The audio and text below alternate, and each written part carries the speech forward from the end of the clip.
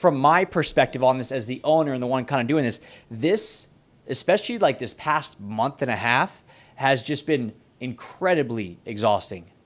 Like I love the direction that we're going, but because essentially what happened here is I had to learn all this shit by myself back, 3, 4, 5 years ago and actually do it all myself. So now that I've kind of been more hands off on stuff, other people have been doing it, I've been kind of hesitant to jump back in because I had this whole notion of, work on the business, not in the business, right? Well, if I'm sitting here actually doing these, writing the blogs, like I wrote a blog yesterday, let me write them, let me do the website copy, let me do all these other things, because as stuff is happening, and everybody's learning this stuff, I recognize that I now need to step back in and get this thing going.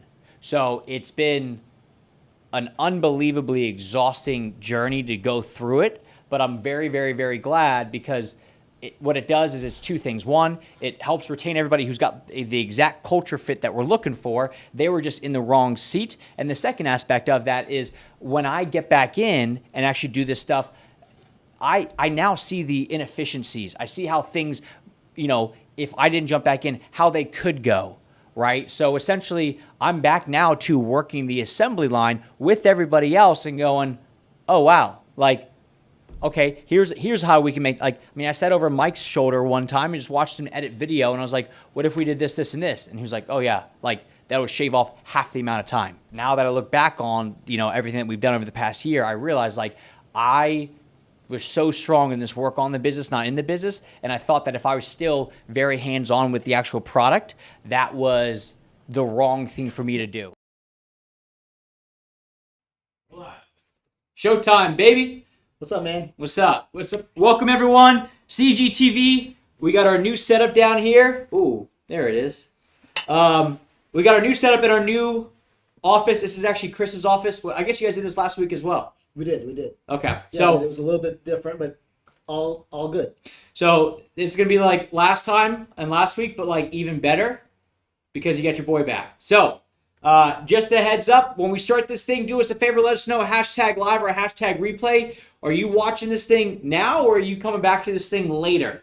And one more housekeeping thing, next week, there will be no CGTV because Chris and I will actually be at a conference down in Costa Rica.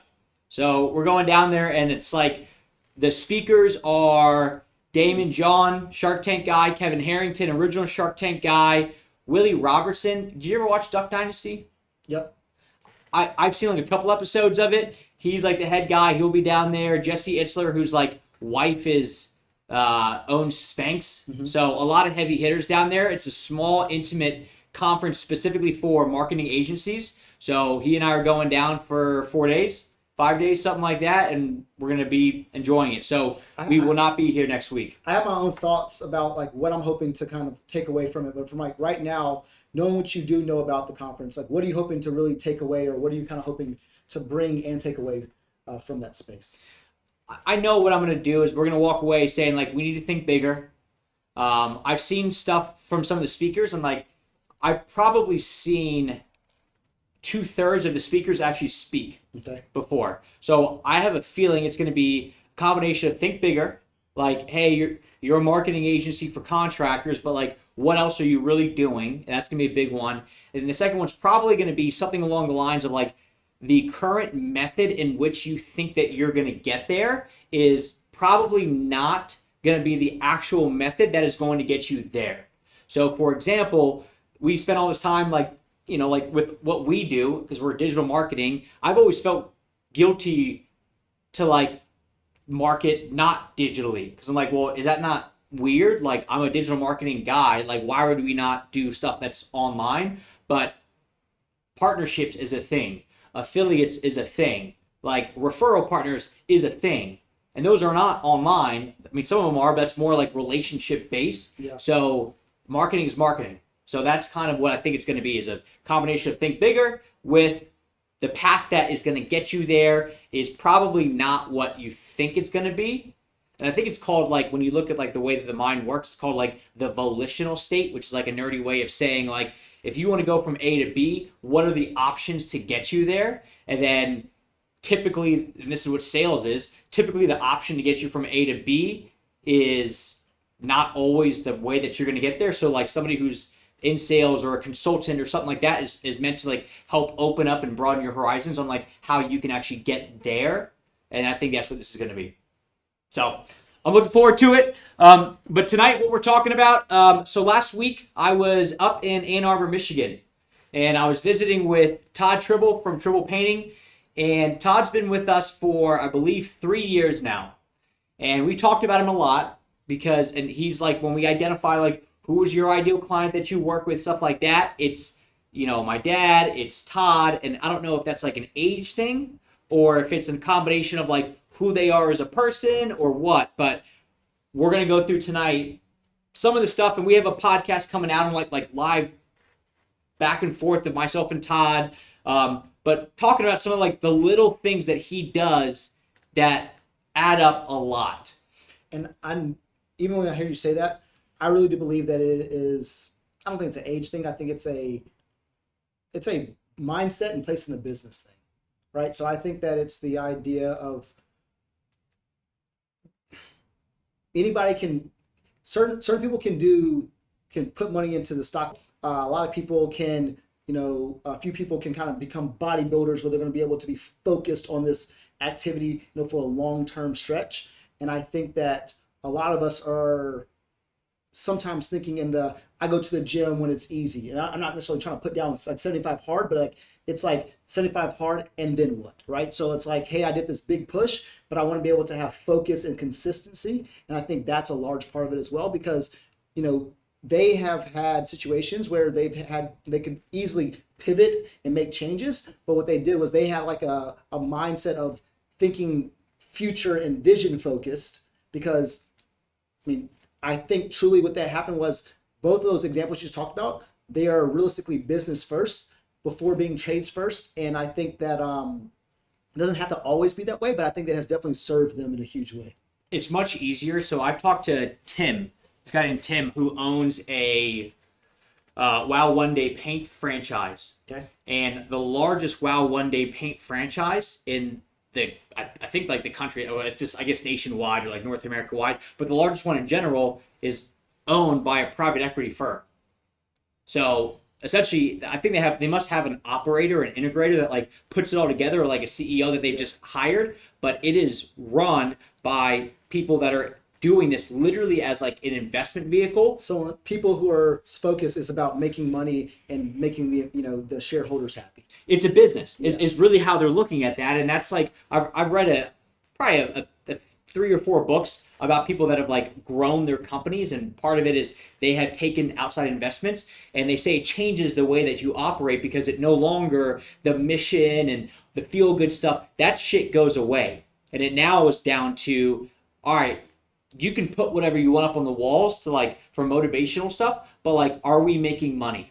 Yeah. And there was like that heyday of like the WeWorks, the Theranos, companies like that, where you had this like eccentric founder that stepped in, said, I'm going to change the world, I'm going to do all this great stuff, and they poured all this money into it, and then essentially they realized it was like a fraud, or like Theranos was a fraud, but WeWork was just a terrible business model, and that day is now gone. Well, it was definitely not a business model that could withstand changes in the economic situation. Because I think the business model itself was not horrible. How much you know about it? Essentially what they were doing was they would rent out this space for $10,000 a month, and then put a bunch of money into making it look nice, and then to run this space and all that stuff, like they were making $8,000 a month off of it. So they literally were not making money. They were spending more money because their whole goal was market share. Because they'll just cut. Okay. Yeah, so that's what they're trying to do. I think they were just trying to take over market share. But the founder was like, look, it doesn't matter what, like, we need to be in the hot spots. This office building in Charlotte is the best. Gotcha. Doesn't matter what the money is. Just because what was happening was they would get nervous because it was a newer business, and they would say like, hey, this is a lot of space. We don't really feel comfortable with you guys renting this. This currently goes for $25 a square foot, and they would say, we'll give you 45. And they would say, okay, you got it. So they didn't really actually have like a plan. So the strategy definitely was off. That's what I'm saying. Yeah. So that the business model wise, it was off. But kind of getting back to the heart of the conversation tonight was, all the little things that I watched up there Todd do. So kind of going through the play-by-play. We got in Wednesday night, got in late. Thursday morning. Who'd you bring with you? It was, oh, I'm sorry, we got Tuesday night. It was myself, Aaron, media guy, and Greg, who does all the, account manager, SEO side of things. So we get there, and it's kind of a loosey-goosey. The whole reason why we're going up there was really twofold. One, I wanted us to hang out with Todd again because he runs a really good operation. I wanted Greg to really see it behind the scenes of like somebody where like I look up to them like as a like what Todd is doing. Like I look up to what he's doing. It's like, damn, that is amazing. It's from a business standpoint. Yes, 100%. And he's got his systems and processes dialed in. Like that's who he is. So that was part of it. And the other part of it was bringing Aaron because we had a video that we did, I don't know, a few years back, the last time we went out there, because about 3 years ago, what Todd did was we had just finished building his website. And Todd is, just to kind of give you guys a background, Todd is about to be 55 years old, painting contractor up in Ann Arbor, Michigan. And he's been on this before, and he just is like the type of person that you want to hang out with, right? He's older, I mean, compared to us, but when I'm like looking at his phone, like not weird, but like, we're kind of going through something, yeah, and I'm like, how do you text him, man? And he's got all this like the podcasts that we listen to. He's got the like Hormozy, he's got the traffic and funnels people, and I'm like, damn, those are about like scaling. And it's, you kind of have at that age bracket, you really have two types of people. You've got those that embrace it, which is the minority, and you've got the vast majority, which is, look, I'm on my way out. I don't want to change. I don't want to update. I'm good. Well, he's on the minority side of things where he is at that age, like he still wants to learn. He still wants to grow. He likes to change. And he doesn't use the excuse of, I've been doing this for business this long for this, he doesn't use that as a rationale as far as like why it's right, because I've been in business this long, or I've been doing it this long. Correct. And like I even have a guy like in my other business group that's one of his concerns is he doesn't want to feel irrelevant in the business world, which I don't think any of us do. And he said that as technology continues to progress, he feels more and more irrelevant as a whole. So in what way? Just that like the methods that you're doing it. I mean, like imagine if you were somebody now trying to run a business without like a smartphone. Like you could not do it. And technology is progressing so fast that like it's hard to keep up. So like from our side, I mean, I'm 31, you're 32, but like I have, like I'm learning TikTok. Like I've been like, oh, I don't really know about that TikTok thing, but like I recognize like I have to embrace it. It's not going away. Like it's gonna be a thing. At some point, virtual reality is gonna be a thing. And then we were joking when we were up there about technology and how good drones are getting. We're like, I'm pretty sure they now have drones, and we were talking about that can spray the walls.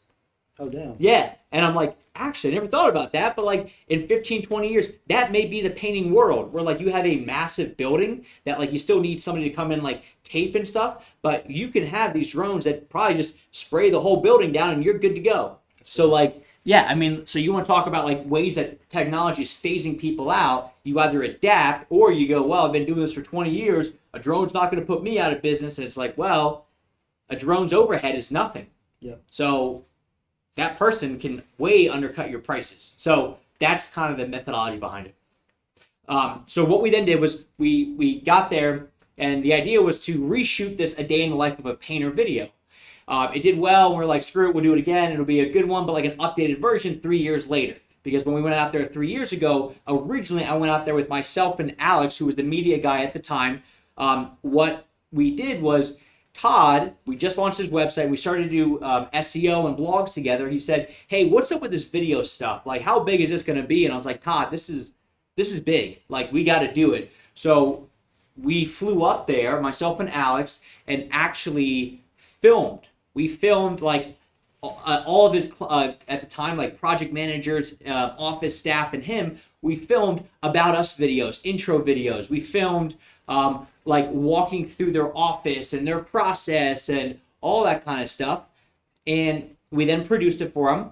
And it's funny because when I'm up there talking about like wanting to learn this stuff, Todd was like, hey, I just bought this Mac computer. Can you guys show me how to edit? And eventually, as we got through it all, we realized, and he realized, he was like, screw it, I'm just going to hire somebody to do this for me, because he's at that point that he could do it and it was good to go. But when we went up there, but he was hungry to learn. he was hungry to learn. Yeah, I mean, he was willing. He literally just went out and bought a Mac to like learn this stuff. Which, if you guys have never used a Mac, or if you're like not used to using a Mac, that in itself is like, you got to learn it. It's like going from a flip phone to an iPhone.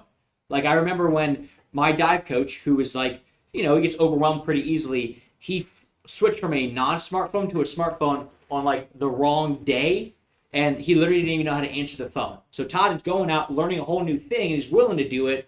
But what we ended up seeing is 3 years later, when we go back out there, because we talk about him a lot because he does the right stuff, but also coincidentally, all of his marketing stuff does really well too.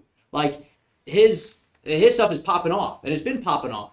And I mean, he even said, like, if I could literally just invest into CGN, like, I would, like, in the sense of like, if I could just essentially buy equity or into Logan is what it was. So it's cool that he looks at us progressing as like, you got to do it, because you really do have to do it. So we got there 3 years ago, do all that stuff, and then we went back this time to reshoot, and what we ended up doing was we just kind of drove around and hung out with him, and we went to different job sites, and we talked to his team and things like that, and it was very cool to see because he just moved office buildings, and it was really cool to see just the changes that he has made. Like, they've got a whiteboard in there that talk about customer experience, and part of that was the book of How to Never Lose a Customer Again. He went through that and had the team go through that, and they now talk about it on a regular basis. Because you talk right now about his systems and processes. What I know Todd for is very much his customer service.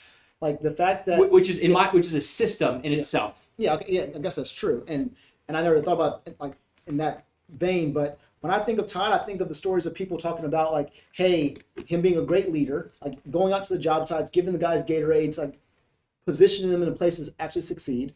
Also, like, the customer service, where it's along the lines of, hey, before they even go out to someone's job site, that customer's already seen like a video of who that project manager is actually going to be, and like who that crew leader is. So I love all that. So yeah, I love it. So I'll keep going on the story because I'm going to include all that. Yeah. I got it all mapped out in my head. Got it. So we're hanging out in the morning. We're going through like the customer service stuff, how he's doing it, and then from there we're going to a couple job sites. We stop, we talk to the crew, stuff like that. Everybody's really happy. They're doing the right stuff. Like, they're in these nice houses too. Like, we're in this house that like they're painting the inside, and they just painted an arbor outside, but it's on like this beautiful like man-made waterway. It almost looks like you're like on a country club like house setup, but it's not. So we're in these nice neighborhoods doing this stuff, and the crew couldn't be nicer. They're really cool, and that was the morning. Then we get lunch at this place that essentially they had this book that this place is so well known for customer service that the owner of the restaurant actually writes a customer service book that we bought before. But no, it's really well done. And I actually got a couple more books for Allie and Jen. And then we come back and we sit down because we're going over his SEO in the afternoon. And the whole point of that was to kind of say, look, man, this is what we did 3 years ago that worked really well, and now it's slowly starting to kind of come down. And we don't want that to happen. We want to go back up. So these are the things that we need to update on that side of it. And a lot of it is, let's see what was working now or back then. This is what's working now. How can we come up with this stuff? And what we ended up talking about was, because it was him, his video guy, and his office manager, because two other people had COVID, so they were out. And I was asking him, I said, what was it about you guys, in your opinion, that made what we did for you guys so successful? Because some people, it takes off. Some people, it slowly builds, and then it goes. And then some people, it just is a slow build the whole time. And I thought in my mind, I had like identified what this stuff was. I was like, well, with these couple companies that like it took off immediately, it was a lot of volume of content. It was they got a lot of reviews on their own. It was they posted on social media. It was they did videos online. But I was like, man, I can't get other clients to do the videos in the way that they did. Like nobody else that I know of that we work with has a YouTube channel. Premiere has a great one. Triple has a great one. And I'm like, what is it about you guys that makes you want to do the video stuff, which helps what we're doing out so freaking much? And he was like, Logan, if you remember when you came up here 3 years ago, you filmed for us. You showed us how to do it, and then you taught us how to do this stuff. So now when we get like a new client or a new employee here, we don't need to call you back up. We already know how to do it all. So essentially what I realized was we kind of like helped shape the path for what needed to happen moving forward. And part of that wasn't just the videos, it's how they leverage them, because what they do is they have these like about us videos, like everybody on their team, every project manager, because I think they have like 6 or 7 or 8 or something like that, when they go out to that person's house, there's so many moving parts, they don't have that transfer of trust. Like the way that some of the clients that, remodeling, landscaping, where they only have like, one big project going on at a time, maybe 2 big projects, the owner or the salesman who sold it will then go back out, set the crew up, introduce the crew to the homeowner, transfer that trust, which is how my dad positions it, where essentially it's like all the goodwill that you built up with me, the sales guy, now I'm sending it over to the team. They can't do that because they've got 6, 7, 8 crews running at all times. So that's not feasible. But what they do is their scheduler will say, look, this is who's coming out next week. His name is Chris. I'm going to send you his intro video, and it's a video that we shot for them. If it's the people that we shot when we were there, if it's a new person, they did it now. But it's a video walking through, hey, I'm Chris. I'm from Memphis, Tennessee. I've been here at Triple Painting for 4 years now. Before this, I was actually in the landscape space, but now I'm here, and I really like being here because honestly, it's just a fun environment. Like we get to be in some cool houses. I really respect who we work with, and we're we have canned questions that we ask and that we produce a video off of, but they send this out to everybody that they're going out to work for. It's the same thing with Todd and Nick. Todd and Nick are the estimators. So the office admin, when they call up, Skylar says, well, let me do this. I'm going to send Todd out. He's actually the owner of the company to do the estimate. Let me send you a video so you know who Todd is. And that may seem like a small thing to do, but I remember back when I was at Indeed.com, I used to do cold calling all day long. Well, when you have a list of people that you have to call and all that is names, it's anxiety.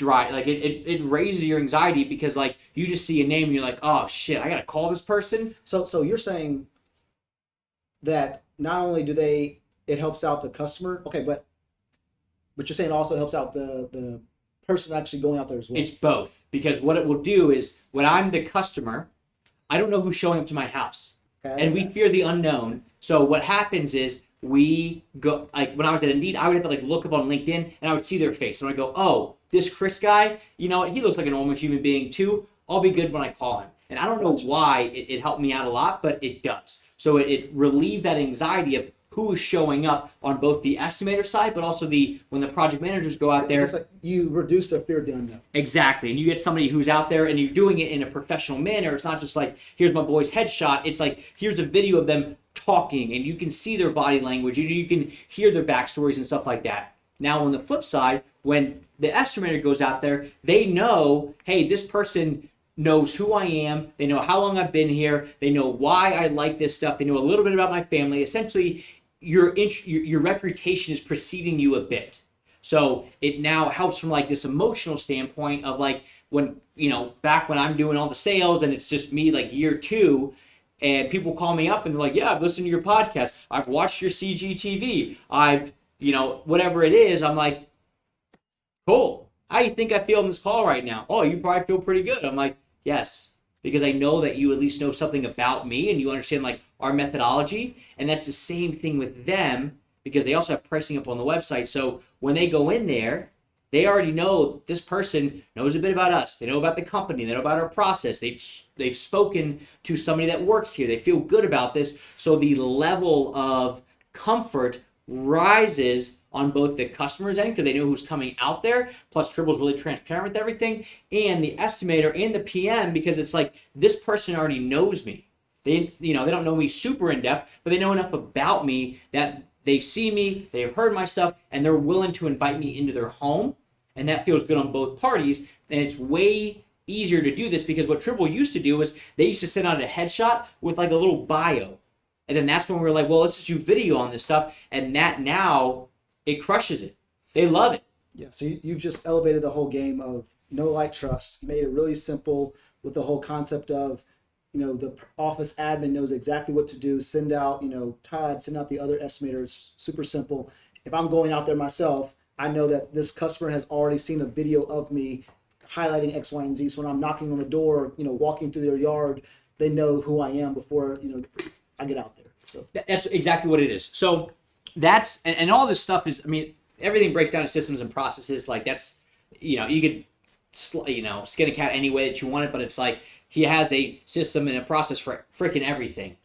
So that's all lined up when we're talking about that stuff. But when it came down to like the marketing piece, I was like, what made it so successful? Why were you so willing to send us over the videos? Why were you so willing to like post? And he was like, it was honestly just a combination of like he wanted to learn this stuff, and he was willing to put in the work to learn it, and then he actually invested in learning it. It wasn't this $1 million idea. It was he had $1 million execution where he was willing to put his money and his time and his energy where his mouth is, and because of that, now he's reaping all the rewards of it.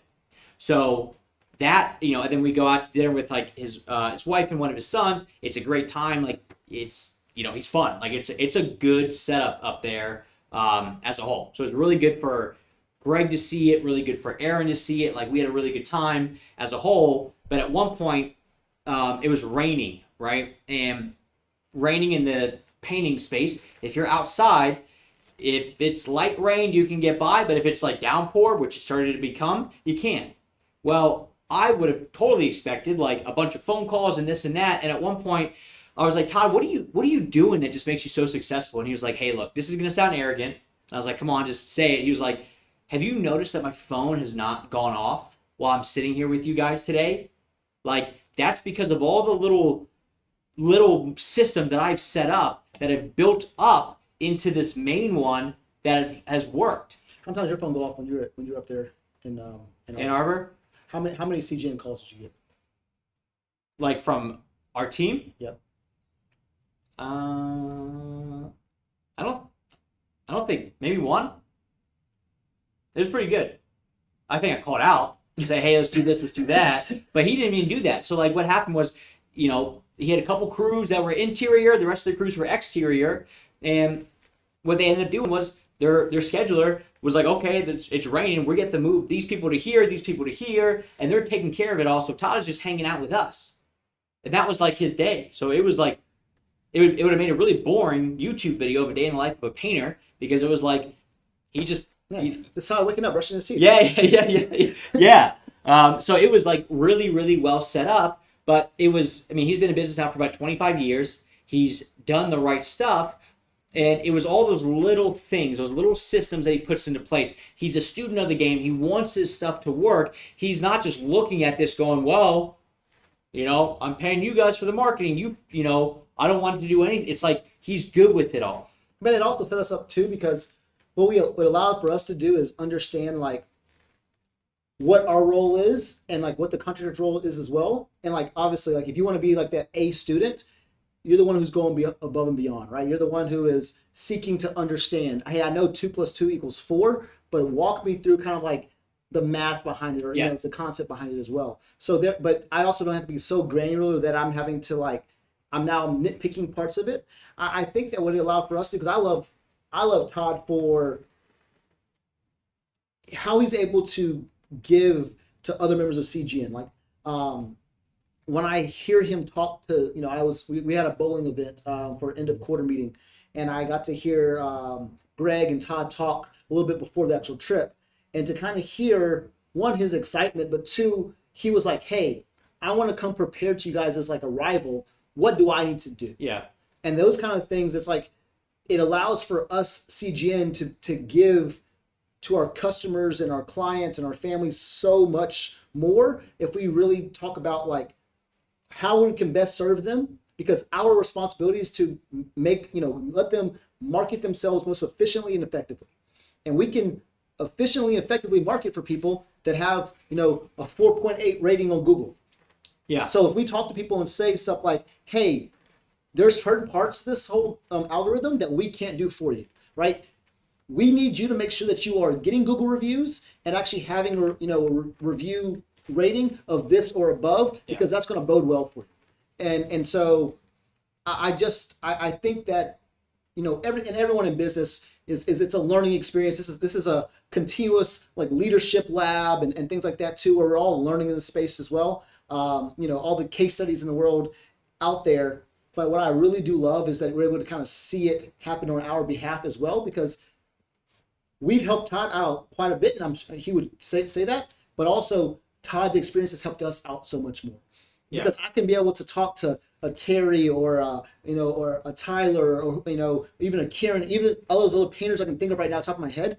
Like when I talk to them about their space, I understand it more, and I also understand ideas that they shouldn't be doing because when they're painting and things like that as well. So it's really cool to kind of see how Todd has been so influential in our like success too, as we kind of build out things for people that way as well. So he puts in the work, and he's good with being a student. And another person, so I talked to one of our clients today, Justin, landscape company out in Colorado Springs, young guy like us, and so far he's sold this year $750K. And what did he sell last year? 300 something? Yeah, I think it was like 310, 315, because it was like their first full year of business. Yeah, first full year, and this year they're at 750, and I was like, damn, what was your goal? And he said $500,000, and they'll end up this year about $1 million. And I was like, what do you attribute that to? And he was like, honestly, it's just like I call people when I'm supposed to call them, I do it on time, I follow up, like just that stuff. And I'm like, man, it's cool, like, if you just do the basic stuff, that works. Well, as the conversation has gone on and we're talking about what he's doing, what's working, the marketing, all that kind of stuff, he was like, oh yeah, like, and he starts like dropping these little knowledge things of like, yeah, well, like this wintertime, like when it was slower because it was, Colorado in wintertime, he's like, yep, I wrote like an entire employee manual and like what the employees should do. And over the wintertime, like I really learned like how to do this whole like Shinfu pre-qualification. Like honestly, Logan, like I just watched your YouTube video and watched Sherwood's YouTube video, and I just kept like watching it over and just kind of replaying it. And I was like, all right, time out. I was like, so when I asked you, what is it that you're doing that's working so well? It was not, I mean, yes, the calling on time and that kind of stuff. I was like, it's the concept behind the idea that like you are doing all these things correctly, and you're not just like, you're not just sitting back and like hoping that it comes to you. Like in the off season, instead of just sleeping and hibernating, you're building out for the future. Like that's the kind of stuff. So, and I remember that you used a good analogy earlier, saying pretty much like, you're not just in the off season, you're not just sitting there waiting and getting fat, you're legitimately watching game film. That's what he was doing. So he was watching that, and because he was like, look, I'm like, so I was an athlete in college, so was he, and I remember that because I brought up on the call. I remember I was trying to do this move in diving. I was a springboard platform diver in college, and it was on the 3 meter, which would be the high dive. It was back 3.5. So you stand backwards, you jump up, and you do 3.5 somersaults, and you lean back and you dive in. Well, nobody was really doing it. There was a few people that were doing it, like in the U.S., and I was like, screw it. I know I can do it. I want to compete it. And I remember what I used to do is there was a couple Russian guys who like did it in like some like world, like maybe it was like the Olympics in 2008, and those were like the only two guys in the world that were like competing it. So if I wanted to do it, I was like, okay, I got to figure out how the hell they're doing it. And I remember watching, because when you jump up, you have to do something like very specific with like your hips. You're supposed to take your hips, and this wasn't taught, but I kept watching what they were doing. So I would literally be like zoomed in as close as I could on the screen. I imagine you doing this. Watching this dude's Speedo. Yeah. Because I have to watch how his hips pop. And yeah. Not my eye. And I'm watching this dude jump and pop his hips. And it was literally this like 2-second clip that I just kept watching, pausing, replaying, watching, pausing over and over. Then I would go to practice and I would try it. And then I would come back. Hips, guys. Yeah, watch it again. Practice, watch it again. And eventually I got to the point where I was competing it because I kept watching this dude do it, but I was like, there's nobody else doing this stuff. Like nobody else is sitting here at 2 a.m. watching this dude pop his hips. Like maybe some people, but they're probably in a different profession than I am. Yeah. So over and over and over. So as he's like saying, yep, I was watching you guys do this sales call and stuff like that. I'm not sure if he even told you this, but he when I talked to him originally, so it was kind of came into our Facebook group, reached out to him, we had a conversation back and forth, and at the time in which he actually had a friend that had produced websites before, right? So he came originally to us for a website. That's kind of what he was thinking about. And I wouldn't even say he was looking for a website. He was honestly just like came into the group looking for like some knowledge and to get better. And he had a friend that created websites. And so, and I'd imagine if this is a friend, it was probably half or maybe a quarter of what our investment, $12,800 situation for a potential, flatline website. And he was just like, yeah, man, like for a split second, I was like questioning if I should go with my friend, but he was like, I've already watched these videos and I've already gained success in this way. I need to know what the next level looks like. And he was like, yeah, I could have got an okay website from them, but like, look at our Google review recently. He actually had some raving Google review actually for a website, launching for him. But it is super cool to kind of hear his story because it's all this, I mean, from a sales perspective, it's all the similar objections that I get where people are saying, thinking about it as like, oh, well, the cost, or maybe thinking about like there may be another pathway that may be like, for lack of better words, a cheaper pathway. And it wasn't, once he got past that on his own, it was just a conversation that was like business focused. We've had a conversation for about 30 minutes, probably in the last 2 or 3 weeks about, hey, this is his method right now.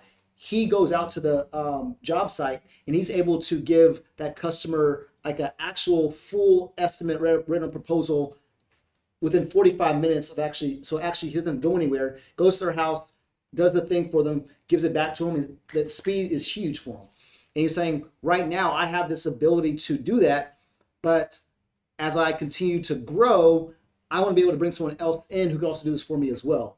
And he was saying, I have a hard time because a lot of the stuff is already in my head. I'm thinking about margins. I'm thinking about all the other experiences that I've had previously. So I kind of know some of the mess ups that I've had. I know when to hedge a little bit more money on this situation versus that. And so we talked about it and I'm like, hey, what you could do is obviously have this person shadow you for some period of time. But what you could do is get them secure your spot on the calendar. Maybe it's a $2,500 situation. Like, hey, we're going to do the full proposal for you. It's going to be between, $55,000 and $50,000. And he was like, okay, yeah, I love that, because as he's able to allow that salesperson to, I guess, get better with the small nuanced parts of landscaping to actually build out this complete quote, he has like a buffer period as well. And so he also understands that his offer is more lucrative because of the fact that, or more attractive, I mean to say, because of the fact that it's so quick. He can call someone up, they have an idea what's going to cost, he's charging onto their house, and then going out to their house within 45 minutes of spending the time in his truck, he actually can give them like a written out, hey, this is your actual proposal. Yeah, and I think that's all like just the kind of culmination of all this stuff is we've screwed people up that have worked here internally because we've kind of set the stage of like with sales guys that have come in. Hey, you shouldn't have to work nights. You shouldn't have to work weekends. Like your time is your time. But I didn't build this company from 9 to 5. Yeah. Like I'm calling you at 11 o'clock.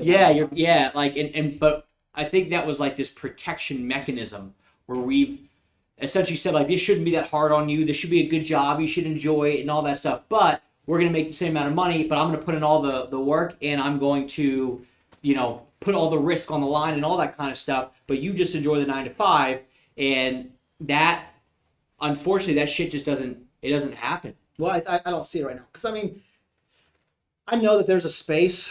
I mean, I think what the real freedom is being able to choose, because I think that's true. Yeah, I think that's what it is. Because for me, when I go home, there are times in which I want to be able to say, hey, Megan, Olivia, you get all my time. You do the same thing with Audrey. Like, hey, Chris, Cgtv, not tonight because X, Y, and Z is going on with Audrey. I respect that. I understand that.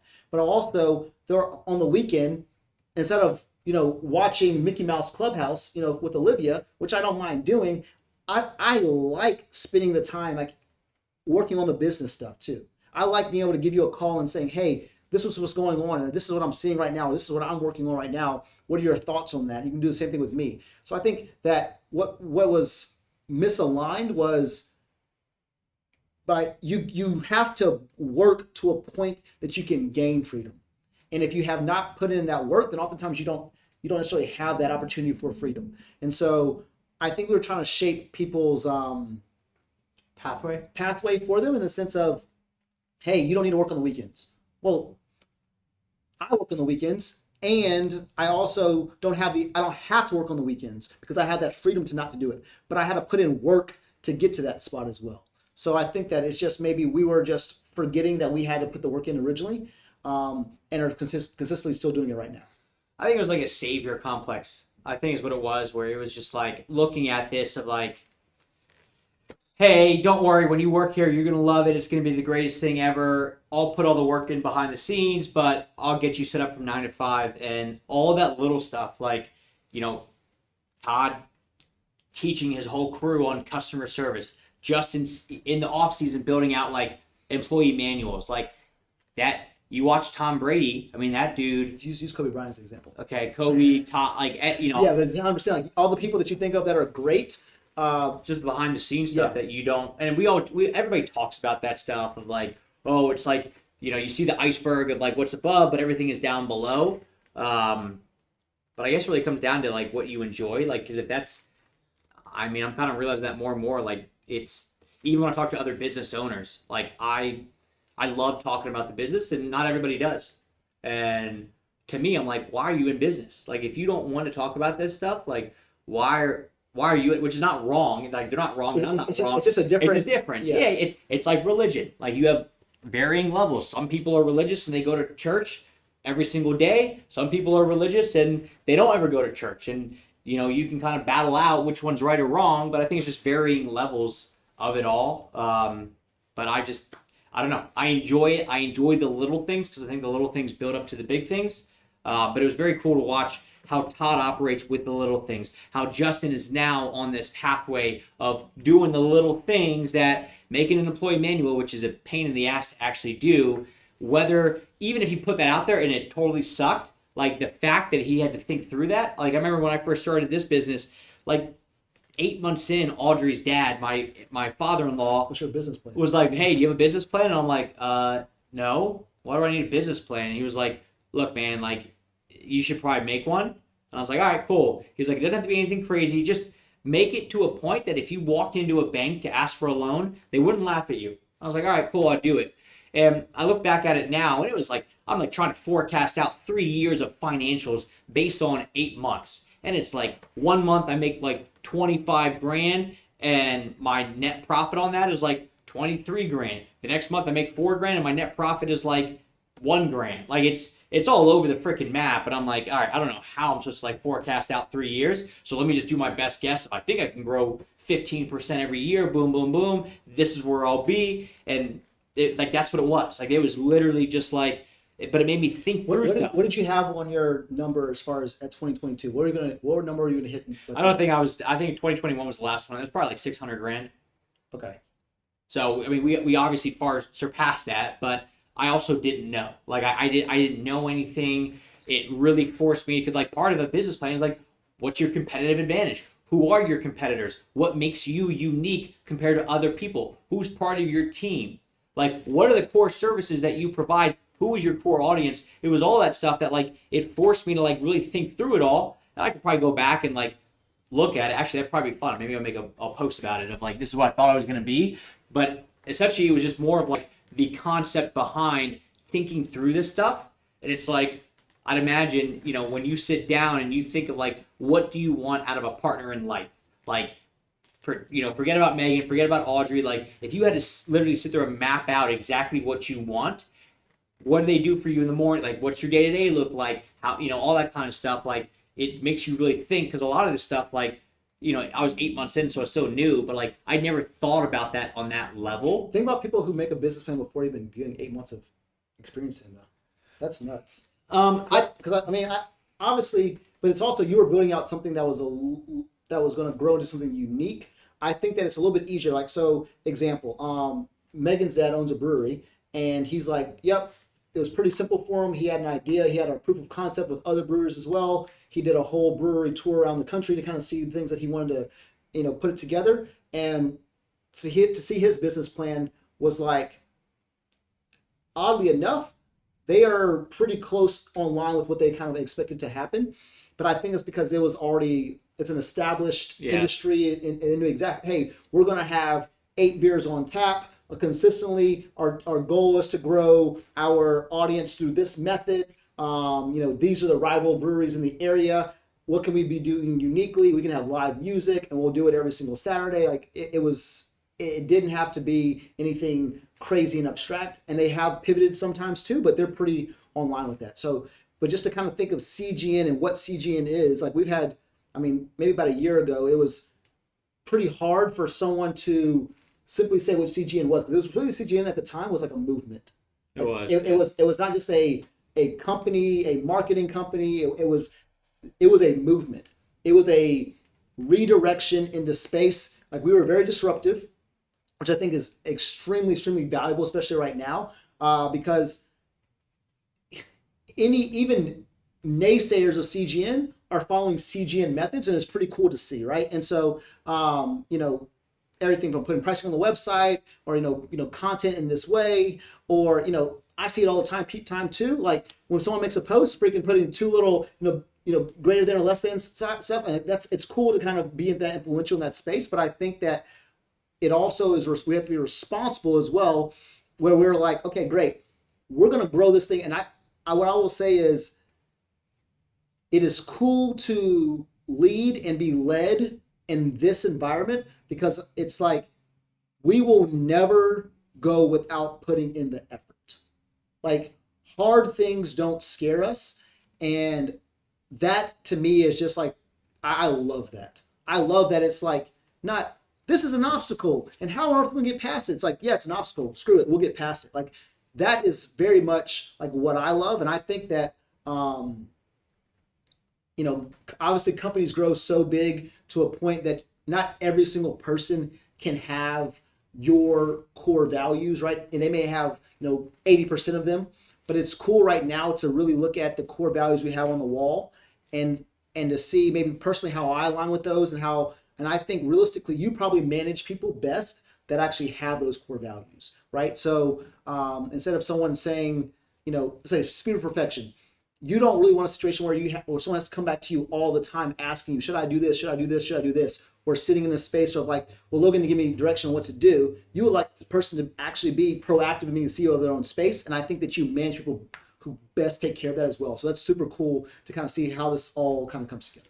And we'll end it like this, because I feel like I'm good on this topic.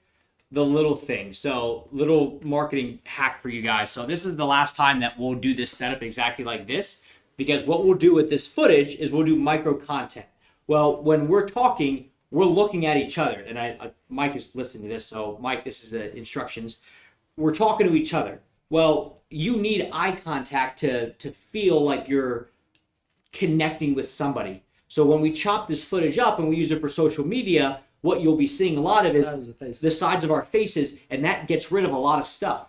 That is why, because their eyes, don't fire to the center whites of their eyes, and in football, the visors, they can't be too tinted, because when you look at somebody's eyes, you know where they're going. Well, when you don't see somebody's eyes, there's a major trust factor that go away.